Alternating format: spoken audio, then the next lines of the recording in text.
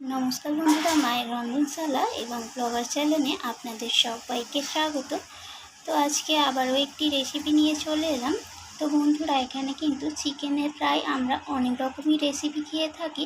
তো সব সময় কিন্তু অন্যরকম রেসিপি খেতে ভালো লাগে না, কিন্তু এই আমাদের বাঙালিদের ক্ষেত্রে কিন্তু এমনি নর্মালি মুরগির মাংস দিয়ে আর আলু দিয়ে একটু লাল লাল করে পাতলা ঝোল খেতে কিন্তু সবারই গরম ভাতে বেশ ভালোই লাগে। তো দেখুন, আমি এখানে চিকেন নিয়ে নিয়েছি। প্রায় এখানে 1 কেজির মতো চিকেন আছে। আর বাঙালির রান্নাঘরে মুরগির মাংস দিয়ে আলু তো না হলে চলেই না। তো এখানে দেখুন, তার জন্য আমি আলুও কেটে নিয়েছি। তো আলুগুলোকে একটু বড় সাইজ করে এইভাবে ডুমো করে কেটে নিয়েছি। তার সাথে নিয়েছি এখানে 3টে বড় সাইজের পেঁয়াজ পাতলা করে কেটে নিয়েছি। একটা বড় সাইজের টমেটোকে ছোট টুকরো করে কেটে নিয়েছি। এখানে নিয়েছি একটা ছোট সাইজের ক্যাপসিকাম, সেটাকেও কেটে নিয়েছি। তার সাথে এখানে রয়েছে ধনিয়া পাতা আর এখানে রয়েছে তেজপাতা। তো চলুন এরপর বাকি রান্নাটা দেখা যাক। তো প্রথমে আমি কেটে রাখা আলুগুলোকে ভেজে নেব। তো এর মধ্যে দিয়ে দিলাম আমি লবণ, আর তার সাথে দিয়ে দেবো এখানে হলুদ গুঁড়ো। তো লবণ আর হলুদটাকে মিশিয়ে নিয়ে আমি আলুটাকে একটু লাল লাল করে ভেজে নেব। তো আলুটা আমার ভাজা হয়ে গেছে, আলুটাকে আমি তুলে নিচ্ছি এখন তেল থেকে। তো এখন আমি এই তেলের মধ্যে ফোড়নে দিয়ে দেবো একটা তেজপাতা, আর তার সাথে দিয়ে দেবো গোটা ফোড়ন, জয়িত্রী, এলাচ, দারচিনি আর লবঙ্গ। ফোড়নটাকে একটু নাড়াচাড়া করে ভেজে নেব, আর সুন্দর একটা মিষ্টি গন্ধও বেরিয়ে গেছে। এখন আমি দিয়ে দেব কেটে রাখা পেঁয়াজগুলোকে। এই পেঁয়াজগুলোকে আমি দিয়ে এখানে একটু কালার চেঞ্জ হওয়া পর্যন্ত পেঁয়াজটাকে আমি ভেজে নেব। তো পেঁয়াজটা আমার ভাজা হয়ে গেছে, দেখুন কালারটাও চেঞ্জ হয়ে গেছে। এখন আমি দিয়ে দিলাম এর মধ্যে কেটে রাখা ক্যাপসিকামটা। তো ক্যাপসিকামটা কিন্তু চিকেনের মধ্যে দিলে চিকেনের স্বাদটা কিন্তু দ্বিগুণ হয়ে যায়। আর তার সাথে দিয়ে দিলাম এখানে কেটে রাখা টমেটো। তো সমস্ত কিছুকে একটু নরম হয়ে যাওয়া পর্যন্ত আমি ভেজে নেবো এখানে। তো এখানে আমার পেঁয়াজ, টমেটো, ক্যাপসিকাম ভাজা হয়ে গেছে। এখন দিয়ে দেবো এখানে ধুয়ে রাখা চিকেনটা।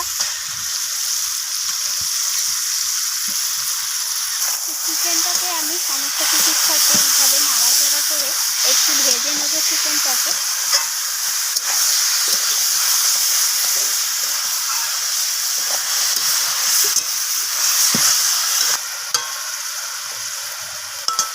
চিকেনটা আমি মিনিট 2-এর মতো একটু ভেজে নিয়েছি, আর দিয়ে দিলাম এখানে এখন প্রয়োজন মতো হলুদ গুঁড়ো, আর দিয়ে দেবো ঝাল অনুযায়ী লাল লঙ্কার গুঁড়ো, আর দিয়ে দেবো তার সাথে জিরে গুঁড়ো। তো সমস্ত কিছু মশলা এইভাবে চিকেনের সাথে আমি নাড়াচাড়া করে কষাতে থাকবো যতক্ষণ না চিকেন থেকে তেল ছেড়ে আসছে।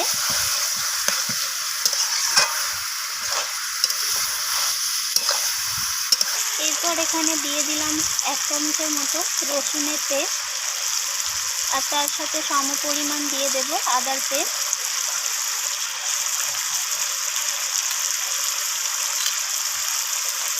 তো আবারও সমস্ত কিছু কষিয়ে নেব যতক্ষণ না মশলা, আদা, রসুনের কাঁচা গন্ধ চলে যাচ্ছে আর চিকেনটা থেকে সুন্দরভাবে তেল ছেড়ে আসছে।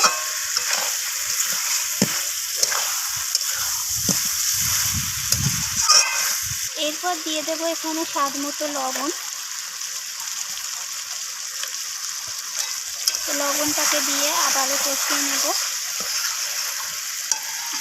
এখন দিয়ে দেবো এখানে ভেজে রাখা আলুগুলো। তো চিকেনের সাথে আলুটাকেও কষাতে থাকবো। এরপর একটু দিয়ে দেবো এখানে স্বাদ মতো চিনি। তো এখানে টেস্টের ব্যালেন্সটাও হবে আর কালারটাও ভালো আসবে।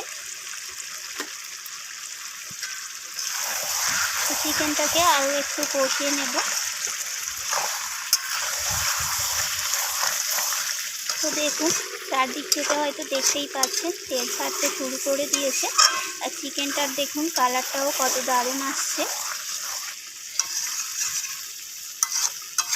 এরপর দিয়ে দেবো এখানে কিছুটা ধনিয়া পাতা।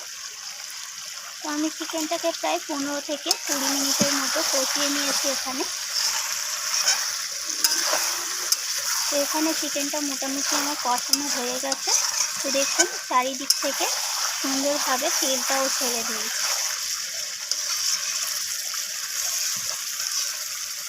তো এরপর আমি এখানে দিয়ে দেবো প্রয়োজন মতো জল। তো আমি এখানে যে পরিমাণ মাংসের ঝোলটা করব সেই পরিমাণ এখানে আমি জলটা দিয়ে দেবো। তো এরপর আমি ঢাকা দিয়ে চিকেনটাকে রান্না করে নেব, সব কিছু ভালোভাবে সিদ্ধ হয়ে যাওয়া পর্যন্ত। এখন এখানে আমি ঢাকাটা সরিয়ে নিয়েছি। তো এখানে চিকেনটা একদম সিদ্ধ হয়ে গেছে আর আলুটাও সিদ্ধ হয়ে গেছে। তো এখন আমি এর মধ্যে দিয়ে দিয়েছি সানরাইজের শাহি গরম মশলা। তো এখন আমি এই চিকেনটাকে একটা সার্ভিং বোলের মধ্যে নামিয়ে নেব। এখন এখানে তৈরি হয়ে গেল চিকেন দিয়ে আর মুরগির মাংস আর আলু দিয়ে চিকেনের লাল লাল করে একদম ঝোল, বাঙালির প্রিয় একটি রেসিপি। তো বাঙালির দুপুরবেলা এইরকম যদি একটা রেসিপি গরম ভাতের সাথে থাকে কিন্তু দারুণ জমে যায়। তো রান্নাটি কেমন লাগলো অবশ্যই জানাবেন। আর দেখুন তরকারির কালারটা কতটা দারুণ এসেছে। তো আজকের মতো এইটুকু, আর আমার চ্যানেলটিকে সাবস্ক্রাইব করে দেওয়ার অনুরোধ রইল। তো আমি আবারও ফিরে আসবো অন্য কোনো রেসিপি নিয়ে। আজকের মতো এইটুকু, ধন্যবাদ বন্ধুরা।